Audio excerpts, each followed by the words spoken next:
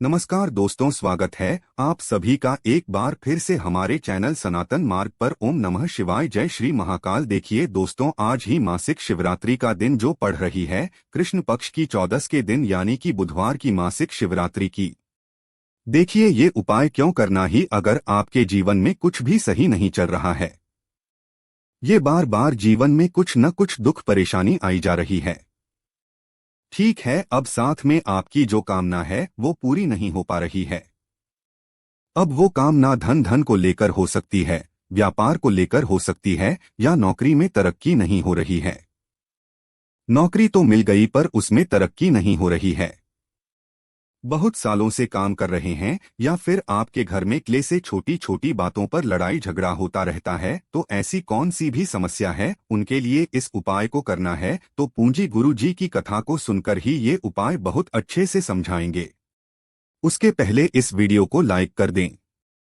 Channel पर नहीं हो तो सब्सक्राइब जरूर करिएगा। देखिए इस वीडियो में हम आपको दो उपाय बताने वाले हैं, तो एक होगा धन प्राप्ति के लिए और दूसरा होगा मनोकामना पूर्ति के लिए। तो आपके जीवन में जो भी दो परेशानी समस्या झंझट है वो सारी खत्म हो जाएगी।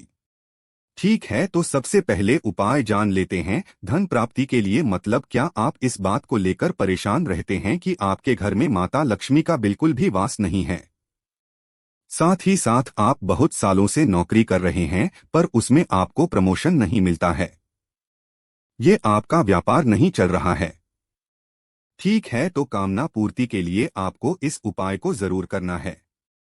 तो इस उपाय में जो सबसे पहले सामग्री हमें चाहिए वो है बेलपत्रों। तो आपको इस प्रकार से बेलपत्र ले लेनी है। कितनी लेनी है? आपको 5 बेलपत्र लेनी है। ठीक 5 बेलपत्र ले लीजिएगा। और हर बार हम बताते हैं कि जो बेलपत्र आप लोग वो कहीं से भी खंडित नहीं होने चाहिए। खंडित मतलब बहुत सारे बेलपत्र में इस तरह से छेद होते हैं, ठीक है, या फिर कहीं से कटिपी होती है, तो ऐसी बेलपत्र आपको नहीं लेनी है। गुरुजी कहते हैं कि अगर आपको बेलपत्र नहीं मिले तो शिव मंदिर में जाकर शिवलिंग से बेलपत्र उठाइएगा, शुद्ध जल से रोएगा और पुनः उसका उपयोग कर लीजिएगा। इसके बाद जो अगली सामग्री की वो ही जेल का लोटा। तो आपके लेना ही जल का लोटा, ठीक है, तो तांबे का लोटा ले लेना और इसमें आपको अपने घर से जल भर लेना। ठीक, फिर इन सामग्री को लेकर आपको पहुंच जाना ही शिव मंदिर। ठीक, सुबह जाना चाहो तो सुबह जा सकते हो, शाम को जाना चाहो तो शाम को चले जाएगा। शिव मंदिर में जाकर सबसे पहले नॉर्थ डायरेक्शन, उत्तर दिशा की तरफ मुंह करके खड़े हो जाना है। इसके बाद क्या करना ही, क्या आपके पास जो बेलपत्र है, कितनी बेलपत्र है? 5 बेलपत्र हो तो इन 5 बेलपत्र को, इन पांचों बेलपत्र को आपको एक विशेष तरीके से शिवलिंग के ऊपर समर्पित करना है।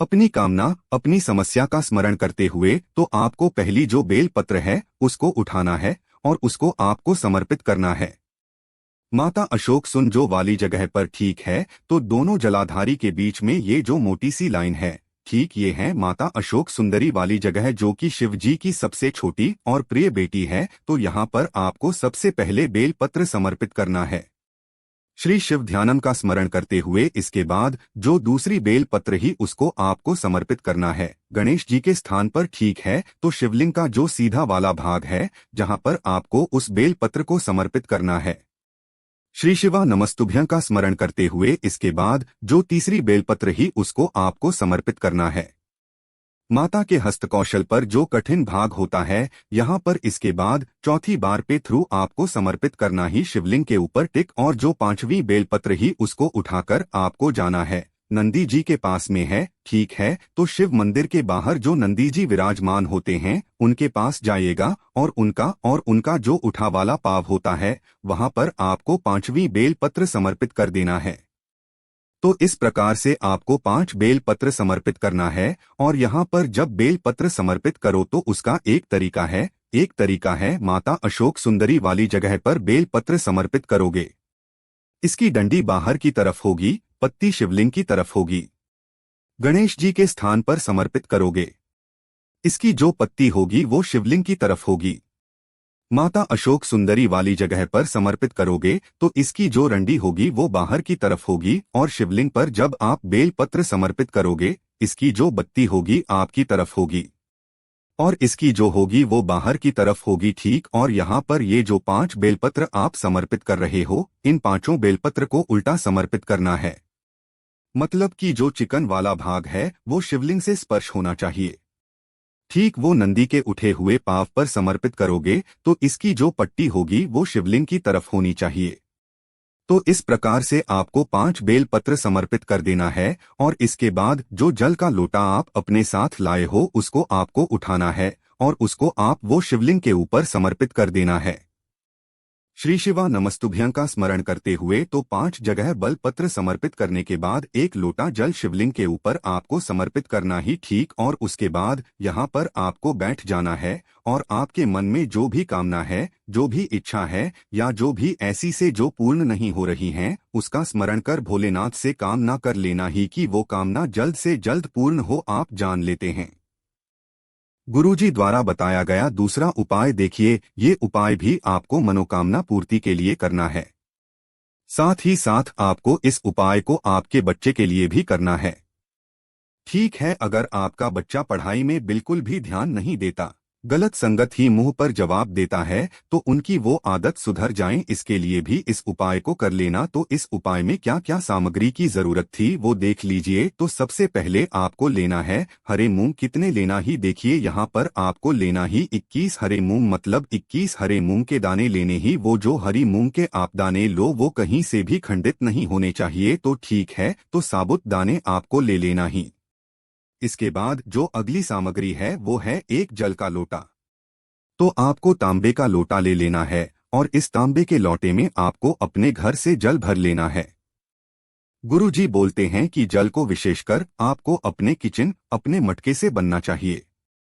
इसके बाद कहेगा कि आपके पास जो 21 हरे मूंग के दाने हैं, इनको आपको अपने हाथ में रखकर मुट्ठी पीस लेना है।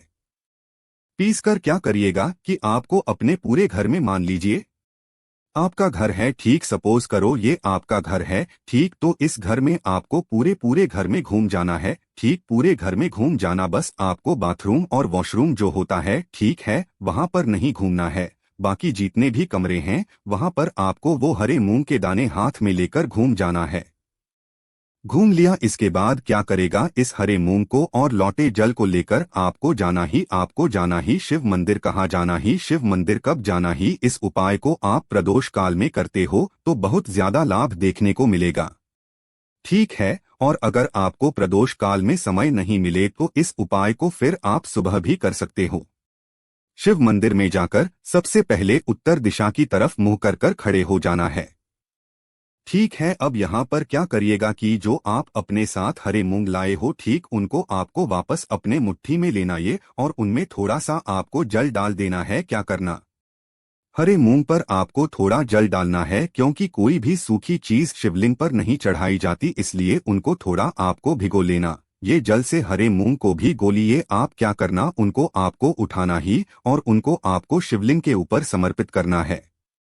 सारे मूंग के दाने को समर्पित नहीं करना है, मात्र 7 हरे मूंग को आपको यहाँ पर समर्पित करना है, ठीक है। अगर आप 21 हरे मूंग के दाने को ले गए हो तो 7 को यहाँ समर्पित कर दीजिएगा।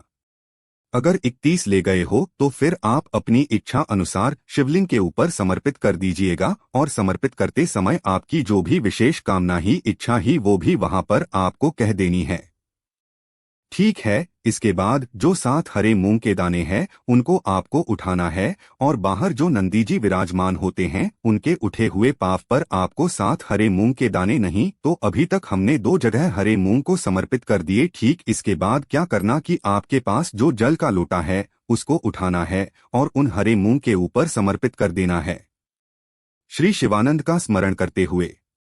साथ ही साथ जो मन में विशेष कामना है उसका करते हुए इसके बाद क्या करेगा कि आपके पास जो जल का लोटा है, ठीक है, वो जल के लोटस को उठाकर आपको शिवलिंग के ऊपर समर्पित कर देना है। श्री शिवाय नम का स्मरण करते हुए और गुरुजी जानकारी देते हैं कि जब भी शिवलिंग पर जल समर्पित करें तो उसकी जो धारा है वो बहुत ही स्लो होनी चाहिए। इसके 2 कारण हैं। एक तो आप अपनी जो कामना है वो भगवान भोलेनाथ चुप कह लेंगे, और दूसरा जब यहाँ पर हम धीरे जल समर्पित करेंगे तो उसे छींटे उड़कर आपके पाव पे नहीं आएंगे, क्योंकि बहुत सारे लोग यहाँ पर जल समर्पित करते हैं तो छींटे उड़ते उनके पाव कराते हैं, तो ये सबसे बड़ा दोष है और पाप है, तो ऐसा आपको नहीं करना है।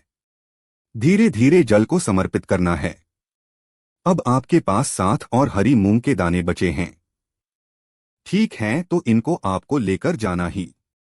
बेलपत्र के पेड़ के नीचे तो आप जिस भी शिव मंदिर जाते हैं उस शिव मंदिर के आसपास जहां पर भी बेलपत्र का पेड़ हो, ठीक है, तो उस बेलपत्र के पेड़ के नीचे आपको जाना है। और जो 7 हरे मूंग बचे हैं उनको आपको बेलपत्री की जड़ में, मतलब कि जो बेलपत्र का पेड़ है उसके नीचे समर्पित कर देना है। श्री शिवाय करते हुए तो इस उपाय में आपको 3 जगह हरे मूंग को समर्पित करना ही अपनी विशेष कामना करते हुए आप इसके बाद यहाँ पर आपको खड़े हो जाना है और आपके मन में जो भी कामना ही इच्छा है ठीक वो आपको कह देनी है। अगर आप ये उपाय अपने बच्चों के लिए कर रहे हो तो उनके लिए आपको यहाँ पर प्रार्थना कर लेनी है। ठीक है, तो करके देखिएगा, बहुत ही आसान हो पाई। आपकी जो भी विशेष कामना होगी, इच्छा होगी, मनोरथ होगा वो पूरा होगा।